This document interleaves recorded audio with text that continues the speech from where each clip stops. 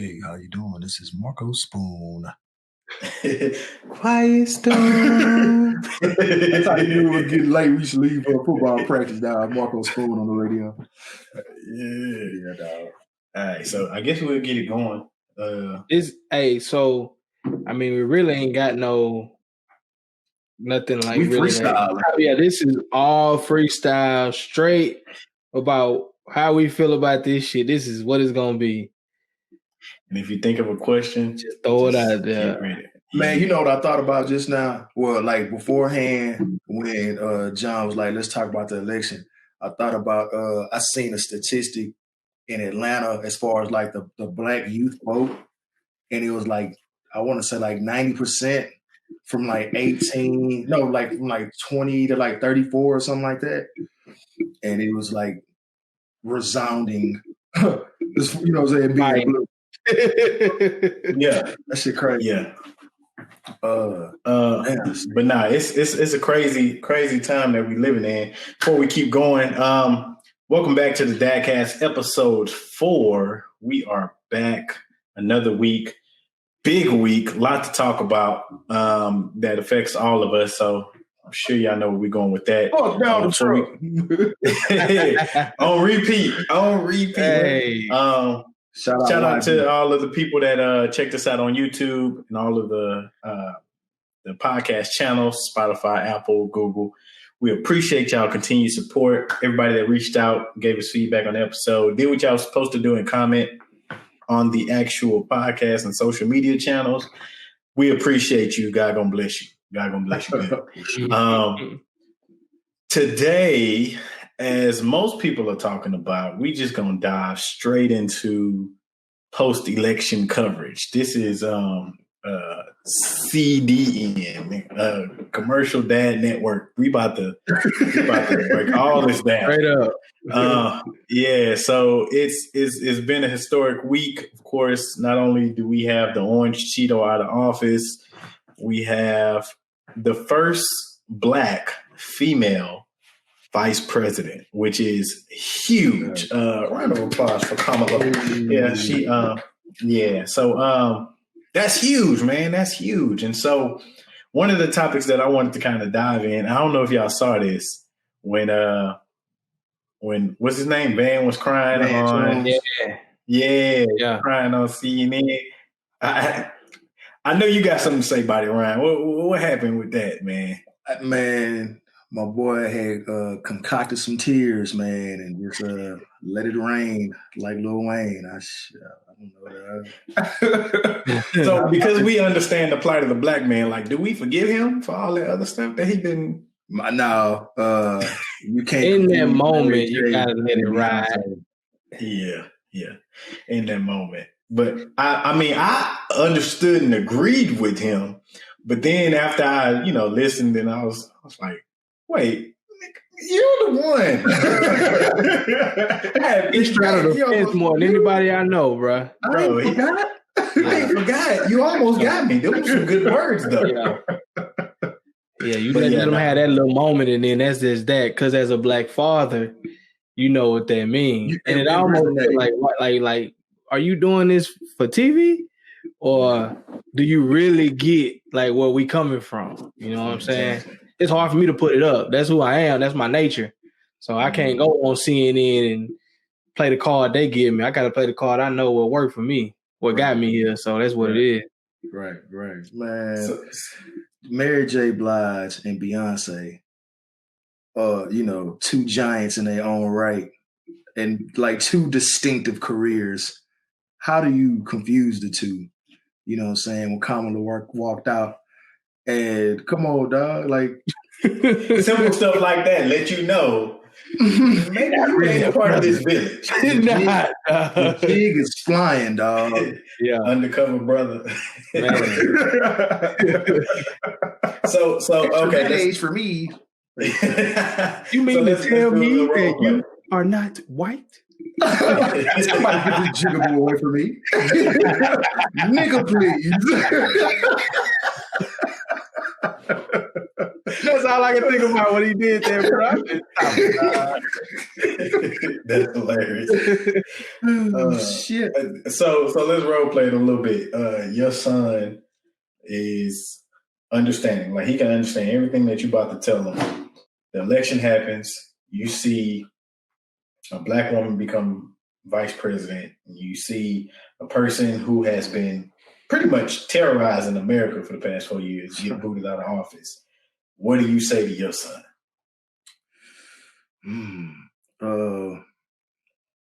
Damn. It'll be a pause for sure. Like I had to sit and reflect on it, but I tell him, hey, I want you to keep the attitude of my voice matters and my vote counts, because I feel like, and I've seen it across social media where a lot of people, they'll say, man, I ain't voting for this person. I ain't voting for that person because we still black. And what about this? And it's just this ignorance, man. So I for sure tell my son, first off, dog, go exercise your right. You know what I'm saying? Because you see, when we show up and show out, the results always go in our favor. Every time we show up and do what we need to do, shit start moving around. So that's what I would lead with. And then don't just stifle your visions or dreams to think that, you know, you'll be average or whatever, man. We got a black woman that's in the second highest office, you know what I'm saying, in the free world, dog. Like, you can do, and it's cliche, but it's the truth, dog. You can do whatever you put your mind to do. You know what I'm saying? Absolutely. What about you, John? I'm gonna go like on the other side of it and say we came out and we voted and we won. It took for him to have the most votes in the history just to win. So that goes to show we are still living amongst people that are Trump supporters, and you got some people out here that don't really care too much about character, because the dude is only about the dollar sign, man. It's all he can talk about is economy, not about people's lives, saving lives, and also protecting the lives for our future. So if I'm talking to my son, I'm really just telling him, be careful with your surroundings, because these people ain't going away. You know what I'm saying? Like, they still right around us. I mean, the votes was 74 million, 71 million, somewhere in there. 75. Yeah. But still think Trump had 71 million people vote for him. And in my opinion, I voted for Biden. Let me come out and say that. I voted for Biden. You know what I'm saying? Like, and one of the main reasons I voted for him was because I seen a man that has, like, he's made his mistakes in the past. He never shied away from him. He owned them. You know, he said that he made mistakes and he's trying to be better, you know, from them.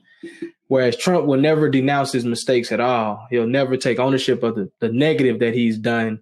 He just always thinks that everything is positive, man. And I just feel like, as a man, you know, and he's in his 70s, he's never going to get it. It's too late. You know what I'm saying? But I'm trying to teach my son, even right now, you know, the little mistakes you make as a 4-year-old, own them, be a man about them, and you're going to be better for it. So that's really where I take mine is, you know, those are the really main things right there. Yeah. As a man, you always got to place the blame where it go. My brother-in-law told me that when we first met, you know what I'm saying? Yeah. We were talking about some real life shit. And he said, bro, as a man, you got to always be able to place the blame where it go. Shout out Javon. You know what I'm saying? That's what he told me. That's some real life shit. That's real. You got a lot of people just, okay, and they try to justify whatever mistake or bullshit they did. You know what I'm saying? But you got to always come back and say, you know what, I fucked up, my bad. You know what I'm saying? Exactly. Just like on a previous episode, Bolden talked about apologizing to his son, a 3-year-old. You know what I'm saying? As a parent, you know, they don't know, you know, at 3 years old that we wrong. They think we do everything right. You know, they don't know we make mistakes and we got things that we struggling with. But it just goes to show, man, that inner character in you want to show that to your son. And I just don't feel like Trump, he's still right now denying that he lost, bro. Like even right now, it's over, fam. You won bigly. Like, he ain't say none of that. You know how fucking trash you gotta be as a human being for not concede defeat. Like, it's over with. And even then, it's like, you know what I'm saying? Nah, I'm not calling this man. That pride and ego, dog. Exactly. That will end you. That will ruin you, dog. That right there is let me know right there. He don't care about nobody, bro. Because if you cared about this country, you'd be calling the next man up and saying, hey, this is where we left off at and how we need to be better. We may have our differences, but, we still in a pandemic right now. People's lives are at stake. But we got to find some common ground to get that thing going in the right direction, man. But he just won't do it, bro. So it is what it is, man. Get him out of here, man. Get him out of here, dog. You're out of there. You're fired. Man. Both great points, man, because I know when that first happened, I kind of struggled with the words to kind of, what would I say to him if he could understand all of this? And it's one of those things to where it's a little bit of mix of what both of y'all were saying, but understanding that, one, we can do anything. We're a powerful people, especially when we come together. I'm talking about whether it's economically or with our voting rights, suffrage. We are a powerful people, and understanding that gives us more power. But the character thing is big for me because 70 million people that's out here who don't believe that racism is a deal breaker, who don't believe that, even though they may say, they post a black square for Blackout Day or say Black Lives Matter, but they in their hearts still don't believe that, Black people deserve all of the things that we deserve. Yeah. And I am truly, truly happy about Kamala getting into office because, like we were saying last time, if you want it done right, let a Black woman do it. Yeah, that's it. And if Mrs. Obama, put some respect. Hey, Mama Obama, First lady, First Lady, forever First Lady, forever First Lady. If she can come in and I think they cut from the same cloth, and she comes in and not even a held position, an official position, and comes in and literally changes how people view her, views her husband, views the office, views America. One of the most respected women around the world. I think that when you add on to that and give a Black woman an elected position, I am excited for what she's about to do. I know she's had her issues in the past, but Black women, they stand by us. Yeah, they stand by us through all of the bull that we go through. So you best believe she made them mistakes in the past. Okay, so what? She's in a different position. She knows that she has to, she's reconciled for all that, and now she's about to put us on a different playing field. So I bet forgave her for that. Man. And in addition to that, like one of the people that we want to recognize is not only just Stacey Abrams, but one of the campaigns that Stacey Abrams ran, getting over 800,000 people registered to vote here in the state of Georgia, which is one of the big reasons why Georgia turned blue. Yeah. So her and her team, there was a lot of other names. I'm sorry, I don't have all the names in front of me. I'll get them, mention them later. But that you talk about a woman who was cheated out of her governorship. Yeah. Didn't let that hold her down. She went and she committed to making this state turn blue. Yeah. And when I tell you, boy, listen, we got some powerful women coming up that's finna change the face of this earth. I'm excited to see it. Straight up. Man, what's crazy is I was having a conversation with my mom, and we talked about our upbringing, right? And we talked about some of the things that, kind of molded us into who we are today. And then we think about today, right now, things are completely different from when we were growing up. So the way of the old is gone. When we see what happened right now, having, our vice president be a woman, and then a woman of color. This isn't, like she said in her speech, this isn't going to be the first time, or the last time, I'm sorry, that we'll see this. And I really do agree with that. I mean, you think about this clean cut family that you vision, that we've been molded to see, president's married with these kids and blah, blah, blah. Like, she comes in there, she's not married to a black man. She's married to another race, a blended family, the normal everyday life person that you see. Went to an HBCU, pledged in a sorority. Like, these are things that we see like every day. You know what I'm saying? So like, it's not something that's like so far away that I can't reach them. Yeah. And I do believe that going forward, we're going to continue to see more people like this in positions of power. And I believe that they're going to be able to kind of really understand the day in the life of just a normal, regular American citizen, man. Like, not all of us in the top 10% threshold. You know what I'm saying? And many blessings to everybody that have gotten there, through their hard work or whatever, trust fund babies, whoever, I don't care, but y'all are just a small percentage of what this country is and what we're about. People don't come here from other countries thinking that they can be in the top 10%. They just want to live the American dream, which is living free and being able to make decisions, on their own. Yeah. Yeah. Also, let me add to this real quick. Madam Vice President, her name is Kamala Harris. Yes, sir. I want y'all saying Kamala. I want y'all saying Kamala, or none of that. Kamala Harris, please. Yeah. Get this lady name right, man. Boy, put some respect on it. Kamala. Shout out to her. And also shout out to some of, we're all from Houston. So, of course, the local offices that mean a lot. Big shout out to Don Rogers, who was elected to 334th Civil District Court as a judge. Another classmate of ours, Brittany Morris, who was elected to the 333rd Civil District Court. And then, of course, one of our close friends, Christian Menifee, who was elected to be the first and youngest Black Harris County attorney. So that is huge. As we know, Harris County is one of the largest counties in the nation.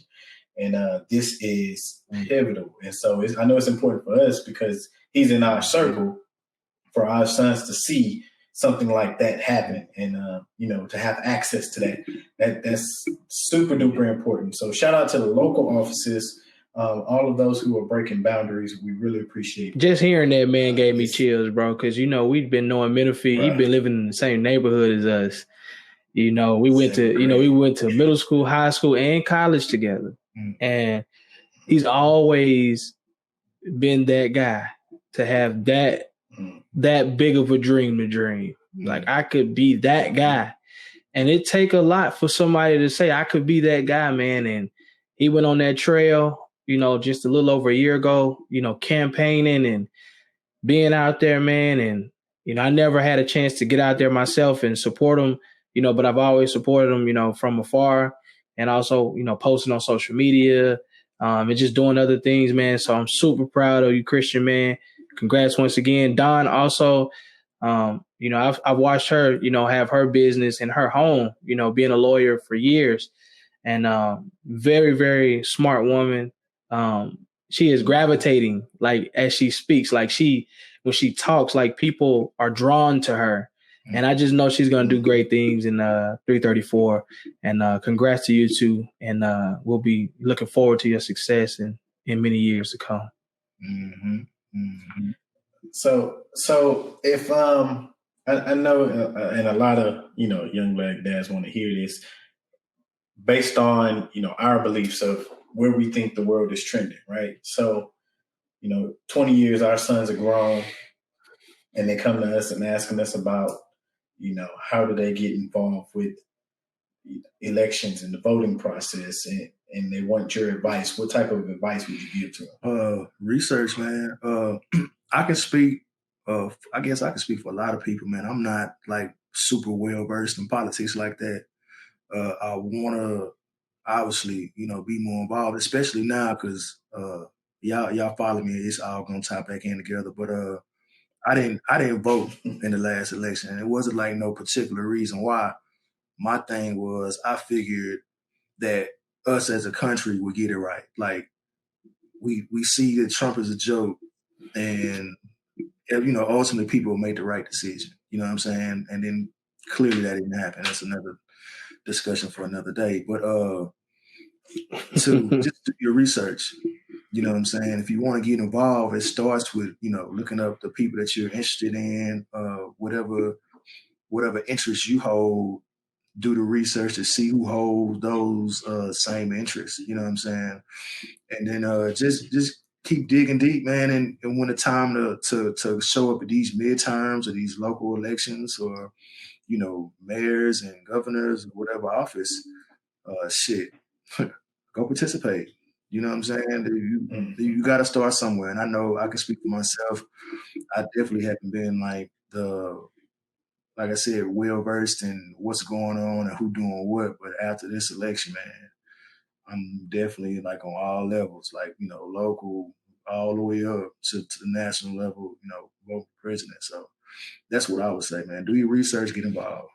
I have to agree with you, bro. I've always felt like I voted the first time Obama ran. Yeah. Okay. The first time I was able to vote. Yeah. I remember that. I was in college and they set it all up on campus for us. It was easy for us to register. It was right there. Well, the second time I had graduated college and I was back in Houston and my registration stuff was still in San Antonio. So I never voted the second term for Obama. And I didn't vote when Hillary and Trump ran because I was on the same line with you, Ryan. Like, man, the country gonna get it right. This dude, we talking about the guy from Apprentice. Like, what are we doing? Like, how is he even on here? He's not gonna win. It's not even gonna happen. And then it happened. And then it's like, dang, okay, wait, like that's the issue. That's a problem. And to take it just a little step further, our kids are gonna be just another generation removed from slavery and voting rights. Okay. So if we felt that it wasn't that big to vote, imagine how our kids are going to feel when they are not, like, they don't know that they won't know our ancestors fought this hard. Like we don't know how hard it was just only by them telling us. But, your grandma or great grandma was a slave. That's not that long ago. You know what I'm saying? And I don't think we sometimes take that into consideration when we say, oh, I'm not voting. Oh, man, they don't do nothing for me. They ain't doing. But it's more than just that. You know what I'm saying? And like you said, getting more involved and learning about some of the policies that they have in place. But remember in the back of your head that all of the people that we've looked up to and we've, been taught, who they were, they gave us this right. They put their lives on the line, for us to do this. As simple as going to a booth and voting.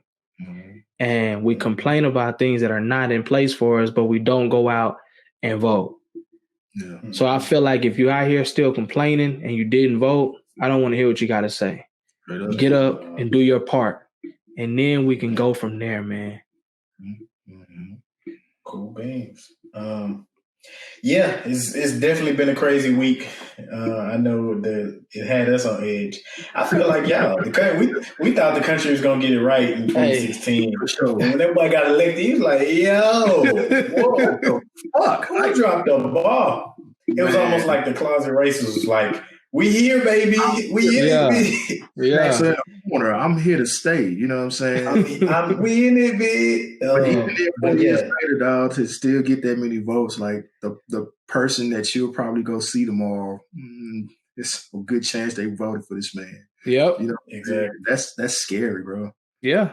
Just think about it. I mean, it was literally 51-49, so to speak, on the vote. So if you work with 8 people, 3 or 4 of them probably voted for Trump. Like, it just is what it is. And you sitting right there with them. And they were talking about stuff. Kikiing with you every day. Exactly. They inviting you to their potluck when they ain't got no seasoning on their food. You already know. Raisins and potato salad and shit. That's a telltale sign right there. Raisins and potato salad. But hey, let's do this. Shit.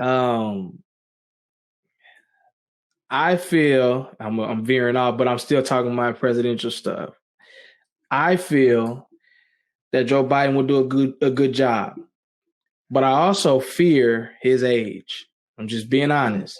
He'll be 78. Exactly. So my thing is, I have family members that have, are up in age and they have dementia and things like that. And I'm not saying that this man will have this. I hope that does not happen to him. But I'm saying that it's a possibility at the age that he's at. Mm-hmm. Why doesn't the country have an age restriction on a max, but they have it on the minimum? Is that something that y'all would like to see changed? 100%. I was just talking to Whitley about that the other day. I think there should be absolutely a minimum and maximum. What's the max for you? The max for me is probably to run or be elected in the office. You can't be older than 60. Okay. Yeah, I think. And that's on the far side. Like, I think a prime age for you to be able to do all of the things that you do that takes you. I mean, like Obama was one of the youngest. He was in his early 50s, so 48. 47. Yeah. So by the time he did his 8 years, like, you see how the office aged him. Man. Boy, is it and it's full of grays, right? Yeah. So I think that it should be, prime age 45, 50 maybe. And I don't doubt the leadership capacity of mid 30-year-olds. And of course, it's just going to depend on the person. But, somebody who's experienced a lot and been in those channels. There was a young House of Representatives. He was in college and got elected to the House of Representatives in Minnesota. And so, like, when you've been a part of this system and understand it, by the time you 35, of course, you're going to be ripened in the mix. So I think there definitely needs to be a minimum and maximum age. Mm-hmm. Maximum for sure, more importantly, because, Joe can't come on stage with an oxygen tank. Man, come on. We already looked at it as a joke, and now we got a man who can't even breathe. Like, come on, dog. Right. But I was a little nervous when he started running out there on that stage. Hey. I was like, oh, come on. Be careful, Joe. Look here, man. That hip. That hip is gone. That falls at that age can be catastrophic. Man. Yeah, he started running. I was like, oh, no, Joe. Yeah. We got time. Yeah. Take your time. Yeah. Man, Jill must have gave my boy some of that papaya before he came out. Man. He was dry. So what you think? What's your age limit, Ryan? I'm right there with Bowden on now, man. Like, I think that should be, late 50s, you know what I'm saying? 60, nigga, like, hard stop. Go home. Be a family man, bro. Yeah. Because you're a great grandpa by the end, bro. Like, come on, man. Depending on where you at. Yeah. Grandfather, you know what I'm saying? I'm talking about, like, well-established. Like, not like no brand new grandfather like it just happened. He's 10 years old. Yeah. And this is the scary part, bro. Like, this, I guess this is the thing for me. Like, most incumbents run again. So he's 78. At 82, he think he gonna be able to do it another 4 years. And I'm just like, no. I don't think that is just playing around. I don't think so, but I'm just saying, like, that typically is what happens. So when you think about having a guy at that age, it's like, ooh, we got 8 years possibly. You know what I'm saying? Because very rare does an incumbent lose. I think this is the fourth time in history that, an incumbent is lost. So, those are the realities of when you put a 78-year-old guy in office, we're going to see him till he's 86. Like, man, bro, that's old, dog. Like, that's real old. Man, I hope, like, I can't say, like, I hope he makes it out. Is that harsh to say? Like, I really hope that he sees all 4 of these years, man. Like, we just joked about Obama doing his 8. He did his 8 and skated, dog, and his head was full of grays. Yeah. Like, the job is taxing. Yes. Like, and I obviously, it's all mental and emotional. That job is just taxing, dog. Yeah, and then you got to think about the travel too. You know what I'm saying? Like, you're going from country to country. Not alone, you're trying to. Now you got to mend fences with allies that Trump pretty much shunned off. It's like, man, like what we doing now? For sure. So I hope, man, like, let's get through these 4 years. I really don't think he'll run again. Like, regardless of whatever, if it looks like like it looks promising for him to win again, it's gonna pass the reins of Kamala, man. Hey.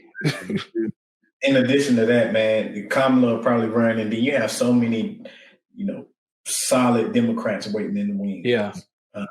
I think the roster is pretty solid. It's chock full of people who believe in what we believe in. Not to bullpen, man. Exactly. Don't bring the next closer. Yeah, man. But I think Kamala definitely, if all things add up correctly, should run after this 4 years. Yeah. So that's just me. I don't know shit. That's why you got to end everything. I don't know shit. That was a great question, John. To follow up with that, I know we kind of sticking to kind of election topics. Again, everybody's excited. We got CHEETO out of office. Peace. Fuck out of here. But before we move forward, bro, it was something so hilarious. He had booked his press conference at the Four Seasons something. It was something, but it was a actual small little place right next to like a crematorium, and it was not the Four Seasons Hotel. Ooh. I kid you not, bro. I cannot make up all of the jokes about this. Like, it was supposed to be a Four Seasons hotel, but his team booked it at a place that was just like outside in some rinky-dink parking lot with a crematorium and an ice cream shop next door. I was like, bro, you are taking the biggest L right now. Yeah, boy. And you know what? I don't feel bad because he deserves it. So is he going to go to jail? Is that the next question? Yeah, he worried about the wrong thing right now. He talking about voter fraud and making these bullshit ass tax evasion. Say, bro, you might be going to the big house. You need to worry about the most important shit, bro. You might be taking your last breath as a free man, my nigga. Man, bro. From the White House to the big house. Man. For real. Yeah, what a transition. But I couldn't care less, dog. Fuck out of here. You know what I'm saying? So anything new happened this week in fatherhood? Any good stories? Anything y'all wanted to share with us? Did I tell y'all about the time Roman locked me out the house? Oh man. Let's talk about it. So yes. I'm getting my fire hot because boy, I be out here trying to get my smoke up, you feel me? Because I'm trying to be the pit master. I feel like, everybody, every man, black man aspires, to be able to say, I'm that nigga on the pit, and then everybody come to your house. You know what I'm saying? But anyway, so I'm outside, man, getting my smoke ready, man. Just put me a little slab of ribs on the pit. And I turn around and go in the house, and I run into the door. So I'm like, man, my wife had just left. And she I had to go to the southwest side. And so it's just me and him. And so the blinds wasn't open on my back door, so I couldn't see him, but I could hear him. And boy, I was trying to keep my cool. And I'm like, Roman, open the door. Jip, jip, jip. Open the door. And he laughing. And I'm like trying to shake the door now so he can focus. And I just felt the rage just build up within me. And you remember like always in like an Avengers, like you could see Bruce Banner, like his skin turning green. The rage, I just was turning green, and I had to kick my door in. Oh wow! Yeah. So that boy turned into the Hulk for real. That's a good ending. I kicked the door in and had him up in the air, and all in one motion. By the foot. If I could slam around like Loki got slammed around, Oh man. It's crazy. That happened to me too. About a year and some change ago, I went to go check the mail, and Caleb locked the door behind me. And I come back and try to open the door. So I start to knock, and it's me and Caleb. Nobody's at home.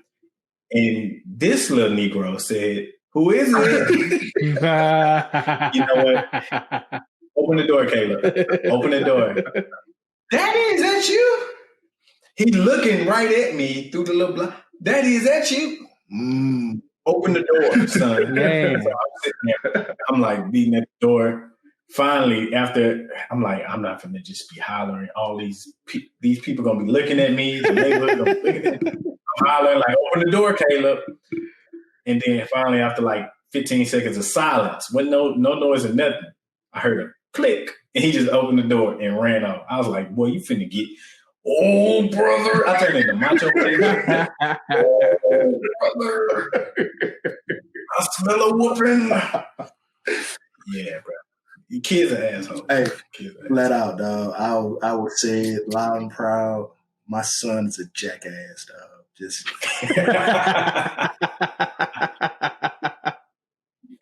pause it out. Like I'm gonna let that one. Just let that bar breathe. You know what I'm saying? Yeah, let that breathe a little bit. Any new updates and stories from you, John? So we still are furnishing our place, and when we get new stuff, I don't know why my wife thinks I'm like John the Builder, but she does not put the deliver with assemble button. So I have assembled a lot of stuff in this place now. I went on Amazon and bought me a little kit, got me a drill. Okay. So I guess she want to get it to work. Yeah. Right. You should have it with screwdriver and some duct tape. Man, so I'm putting stuff together. I finally get the TV stand together. It's fine. And we bought a chair. The chair was already together, so we bring it in. We got the chair next to the couch, and I was telling my wife I would like to get an end table because there's like space in between the chair and the couch. And she's like, "No, it's walk space." And I'm like, "Okay, fine. Don't want to go back and forth about that." My son, he watches Avengers left and right. He thinks he's Spider-Man. He likes to jump and climb on everything. So he's got his hands up in between the couch and the chair, and he's got one on each on the arms, and he's just swinging back and forth. And I'm telling him, "Stop! You're gonna hurt yourself. Stop! You're gonna hurt yourself." Well, he jumps to try to, jump off, and he slips and busts his lip and everything. Before I knew it, I get on him, grab him up by one hand, and I'm whooping him because I told him to quit jumping. It's no like you all right now. You're gonna get this whooping now. And my wife's looking at me like, "Dude, why are you doing that? Hey man, if you don't like what I'm doing right now, go in the room." I told him we're gonna fix that lip later, okay? But right now, you finna get this whooping, man. So yeah, man, kids just don't listen, man. They don't listen. They gotta learn the hard way. And he learned the hard way. Hey, I bet it's last time doing that for a while. He don't even look over there no more. He don't even go that way. Yeah, he just sit right on the couch. He don't even go by the chair no more. One time I learned you. One time I learned you. Yep. So I want to get this right before I. Hold on, John. I think grab your cord, bro. Let me see. Yes, there you go. Hold on to it. How's it looking? Am I echoing on y'all? We got new equipment, y'all. I hope y'all can hear us better now. I got my ring light working. I'm hoping I look a little clear, ladies and gentlemen. Bad. I don't know. Gentlemen. So before we move any further, I want to shout out somebody. A good friend of mine published a book recently. He's also a new father to a baby girl, so shout out to him. Jamal Myrick. He just published a book called Dear Black Dads, Wisdom for Your Journey to Fatherhood. And it's a really, really good read. You may see somebody you know in there. You know what I'm saying? Some words. I'm on there too, buddy. Yeah. So some excerpts in there from not only the Black Dad Cast, but other Black dads. But I think it's a great read. And Jamal's a great person, very thought out. Dr. Jamal Mark. So congrats to him on the new baby and the new book. If y'all are into reading, check that out on Amazon. Again, it's called Dear Black Dads, Wisdom for Your Journey to Fatherhood. We'll put the link in the description.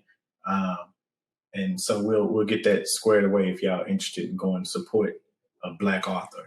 So yeah, big shout out to him. And all the other Black dads is doing big things, whether it's books, jobs, everything. Yeah, man, I've been, on Instagram, as you post different stuff now, you start to see different things. So I've been seeing some Black dad podcasts out there. I ran across one.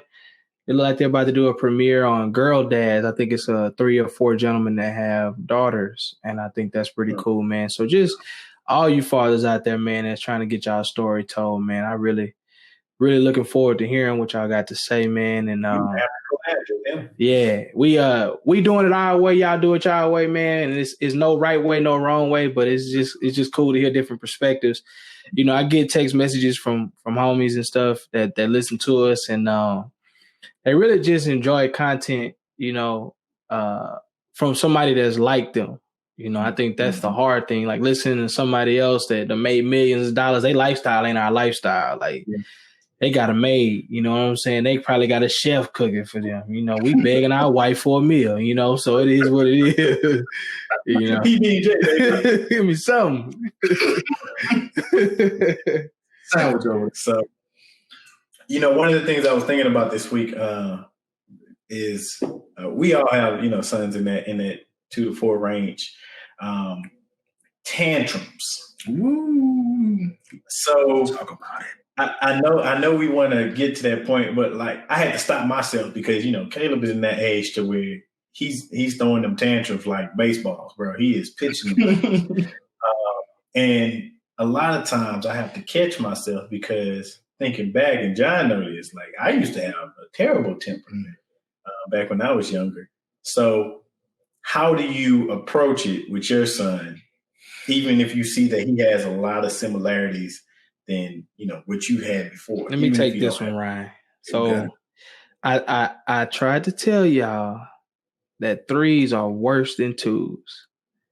And the reason why it's worse, now that I done got through phase 3 and I'm on phase 4 now, is that they know better now. So the saying is reversed. You know better, you do better. No, they know better and they going to keep doing worse because they know it's almost like an animal trying to figure out where they fit on the food chain. The boy is trying to figure out what he can get away with and what he can't get away with. And my son tries us every day. One of the disadvantages of living in a home with two parents is the kid tries to play both fences where mom gonna do it, dad's not, or dad's gonna do it and mom is not. So like that's at 3, they start to know that. So it becomes even worse at 3. And my son, he think he know that we don't know. And that's the thing. We sitting up when he go to bed, we talking about this, and he think, oh, I can play my dad off on this one. Mom ain't with it, but dad, he gonna roll with it. And yeah. So the 3s and those tantrums, I think the hardest thing is finding the next level of patience, because you already found some form of patience at 2, and then there's like a next level of patience. Otherwise, you're gonna strangle your kid, man. And I done been there. So you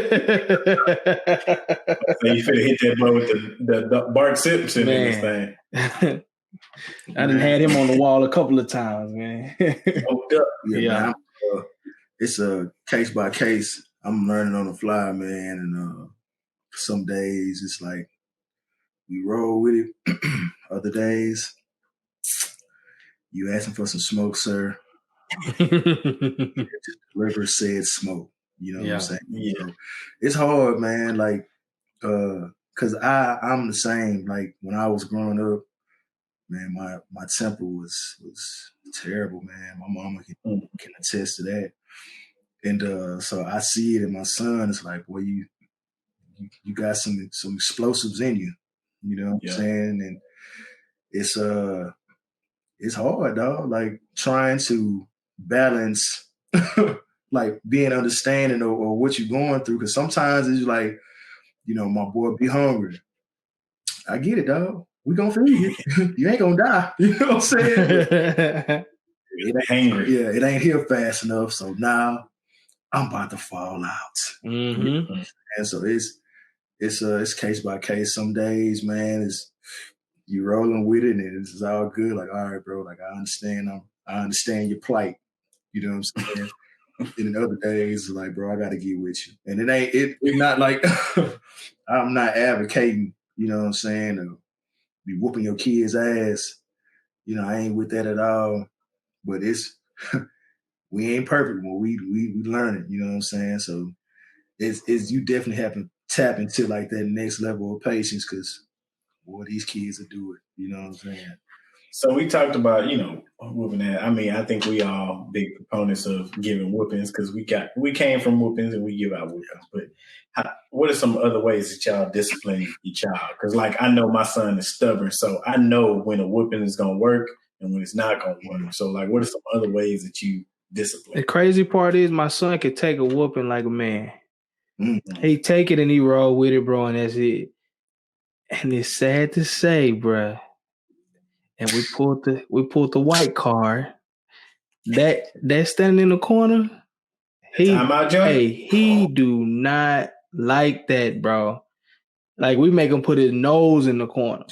Look, he be having grease stains on the wall, bro. We got his forehead pinned on that thing, bro.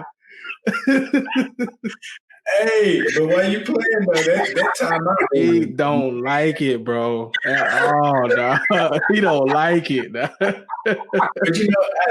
what's crazy is I found that it works too.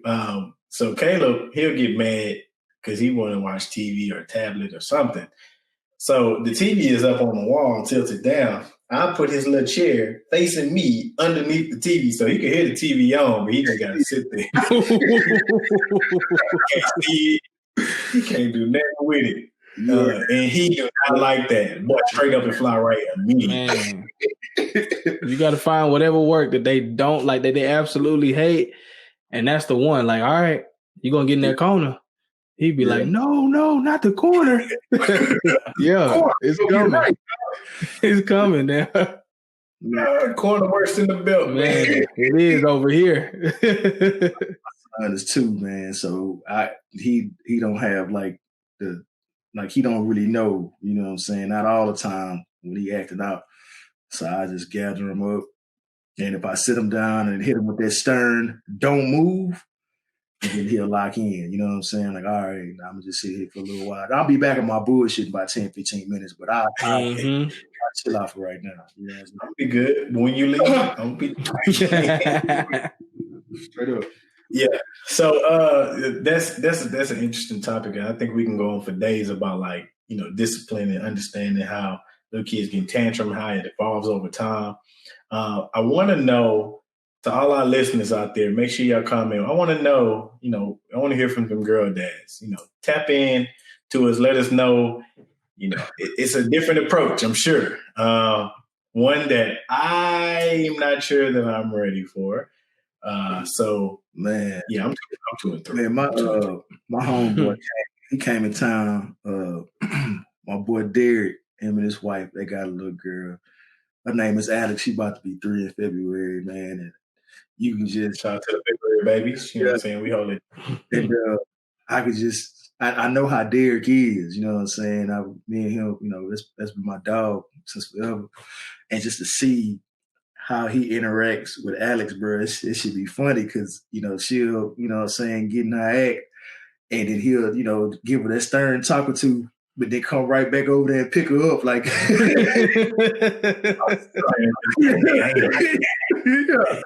like, man, you talk that noise, they go right back over there and pick her up, man. So I just know like when that time come around again, it's like if we end up having a girl, bro, this nigga gonna get broke down in the worst way possible. You know what I'm saying? Yeah, man. Every girl that I know will tell you that. They be like, look, that little finger wrapped. My brother like that. You know what I'm saying? He got 2 girls, and man, that boy is marshmallowy behind them girls. It happened, and it happened. They don't even know it's happening either. Right. Like, bro, I done seen my niece get away with some shit like my nigga. I done seen some hard dudes sit up there and cry over their daughter, man. I'm like, ooh, wee. What they got to Yeah. Because that's just like, you know, we were talking about, especially in our first episode, how a lot of the stuff that we learned growing up was from a generation of men who, you know, wasn't really quite all the way in tune with themselves. And so being able to tap in and to cry with your daughter and show emotion in front of your daughter, I think that's a huge thing. Not even just your daughter, but your sons as well. I think that's a huge thing to be able to just be a vulnerable person. You know, reading about and studying up on vulnerability. I know, Ryan, you read Brene Brown. Oh, yeah. That's my girl. Yeah, so, you know what I'm saying? Because one thing about me, I'm going to cry. And you know, just understanding how the power of vulnerability. I think that's a big thing. And so, you know, tapping into that, not just saying walking around just crying all day. Oh yeah, people got stuff to do. Crying again? That was 5 minutes ago. But being able to express yourself emotionally in a mature way, I think that helps build a better generation of kids as they get older, right? Not only male, but female. Right. And I think we've all dealt with, you know, those kids who've grown up, whether it be our friends or a girl that we talking to, that you be like, bro, you are emotionally unstable. Where did that come from? And a lot of it comes from home, man. So shout out to Dio, man. Congrats on little one, Alex. Yeah, man. February babies. You know what I'm saying? Hey, I got a question for y'all.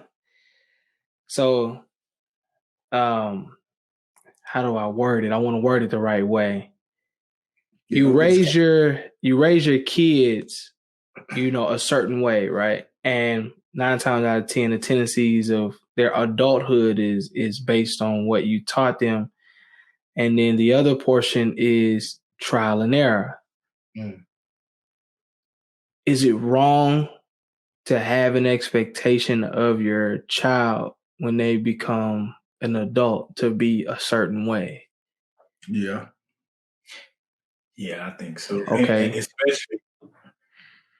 Let me go ahead. And then I'll ask us 2-part. Man, it's you just gotta have faith in your kid, bro. Like you taught them everything, you know what I'm saying? You gave them everything you had. And it's on you, bro. Like, I'm gonna give, you know, my son a game freely. Like, I'm gonna teach him about integrity and, you know, having, you know, a solid, you know, grounding, having a good moral compass, you know what I'm saying? I always face true north. And it's up to you, you know, to implement what I've given you. You know what I'm saying? And it's on you. Like I've done all I could do, and it's no expectation. It's just I would just hope that, you know, you would act like we raised you the right way. But bro, you can't. I think my biggest goal is for my son not to grow up and be an asshole. Don't be an asshole. Don't be an asshole, bro. You can be whatever you want to be in this earth. Just don't be an asshole. Yeah. You know, be somebody that, you know, people can rely on, that people can come to and, you know, have a conversation with, be somebody that's trustworthy, full of integrity, be responsible, all of these values. But I think that it's important because I don't think I have any super expectations outside of that, but I think it's important that I encourage my sons to, when they feel like they understand life a little bit more, to really evaluate how they feel about certain things. You know, stuff that I've taught them, their mom taught them, parents, grandparents, all of that. And just kind of figure out your own path based on that. Yeah. We giving you a structure to go upon, but then you have to figure out what works for you and moving forward. And I want them to have the right mind and the freeness to be able to do that and not feel like, And also to add to that, John, you saying expectations, man, you got to know your kid too, bro. Like, and what I mean by knowing your kid is, do you know if your son is able to handle that type of pressure to exceed whatever your expectations are? Yeah. You know what I'm saying? Like, that's a whole nother conversation on its own. Like, damn, can he actually handle this shit? It's one of those things. It's one of those things when I say it, I'm saying it like in a sense, we don't necessarily have like an expectation. Like, I want you to be married by this or have this or be that type of father. Not like that.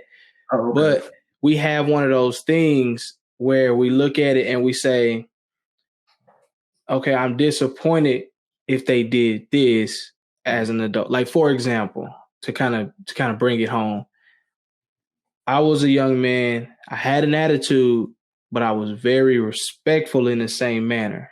I only had an attitude when I felt like attitude was given to me. And it took me time to grow, to say, kind of like what you said, Bolden, on the previous episode, you're internal now. They don't have to know I'm pissed at them with how they talk to me or treat me. They don't have to know that anymore.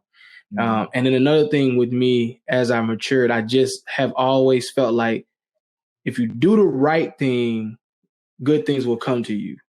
And I've never been one that's been in trouble with the law, or anything like that.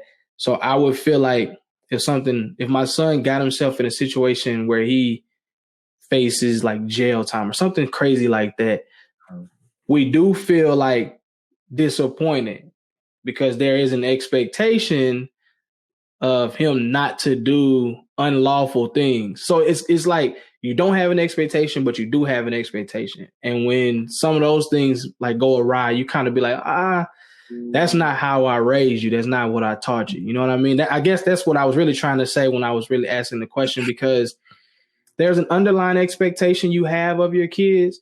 And the main thing is, you don't put like, you got to be the CEO of this or do this or do that. You know what I'm saying? But you have those things on the surface where it's like, listen, the foundation of who you are is who you need to stand, what you need to stand on and live by, and pass that down, which, one of our episodes will be talking about generational, things that we pass down. So just a little tidbit there for one of our future episodes. Yeah, solid. That makes sense. You know what I'm saying? I just want to say, just teach your kids, give them the game, and then just kind of let them go. You know what I'm saying? Yeah. You don't have your baseline expectations, just be a decent human being, but you can't expect anything more besides that. Like, it's they life, they got to live it, bro. You know what I'm saying? I agree. And John, you had part 2 to that? Well, y'all kind of really answered it as y'all was answering the question, because it made a lot of sense to me. As we are now the middle in between, I guess you could say, like, because we have a child now and we're still children of parents who are learning how to parent adult kids. So we're like, quote unquote, the middle child, so to speak. And I think a lot of times we don't prepare ourselves for that. And that's years to come. I'm not saying that, we still got time, but that time does fly. Like, our sons are 4, 3, and 2. And it's, it won't be long before they're in middle school, high school, and graduating. Like, I have a nephew, I remember when he was born. Like, that was the first kid in my life that I've seen from birth to now. And he's about to be 15 next month. And I'm like, man, like, in 3 years, he's going to have to make decisions for himself. When you can only hope that the things that you talk to him about, 8, 9, 10, 11, 15, and 18, that he can take those things and apply them in life, and not only use them, but enhance them, because he lives in a different generation than us. Right. Yeah. Yeah. Good stuff, man. So I think we're going to be about to hit this wrap up button. unless y'all got something else that y'all want to dive into. Nah, I really just want to talk about the election, man. That was the main thing for me. I really wanted to congratulate, the winners and say peace out to the losers. Exactly.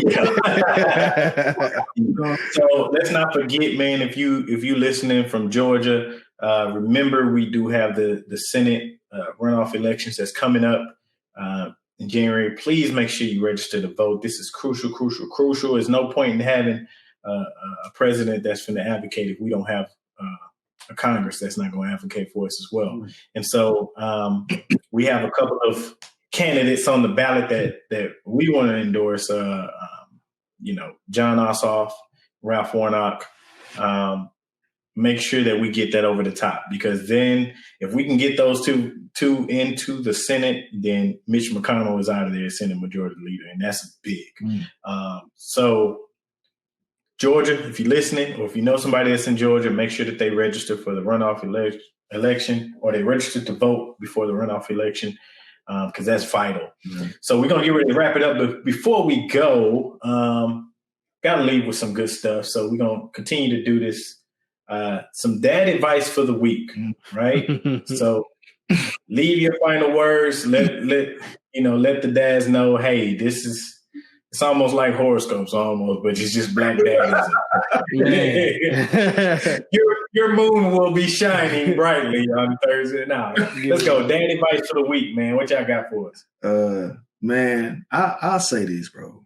And this is for like the dads that just, had a kid, or they kind of like in the midst of it like me, don't be so hard on yourself. You know what I'm saying? Normally I got the jokes and shit, but like this where I'm at. Don't be so hard on yourself, man. You just not learning, like you figuring it out on the fly. And if you make a mistake, it's cool. You know what I'm saying? Just focus on, okay, for starters, realize you made the fucking mistake. You know what I'm saying? Own that mistake. You know what I'm saying? Place the blame where it goes as a man. And shit, try to get it right the next time, because let me tell you something about your kid.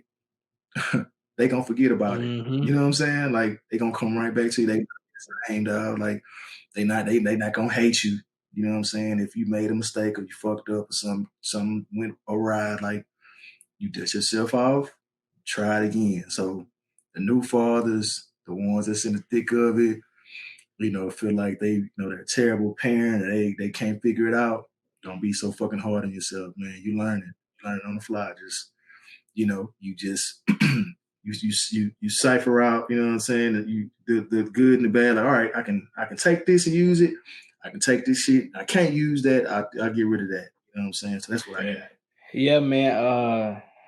I'm a pretty fun parent, so to speak. I don't really do and take too much stuff serious unless he just irritating me. Then I'm like, all right, man, like, cut it out. But for the most part, my advice, for anybody that has a kid, young or old, man, or even preparing to have a kid, let's say your wife is pregnant or something like that. Like, number one, it's okay to not know. Like, it's okay. Like, you're not going to figure it out.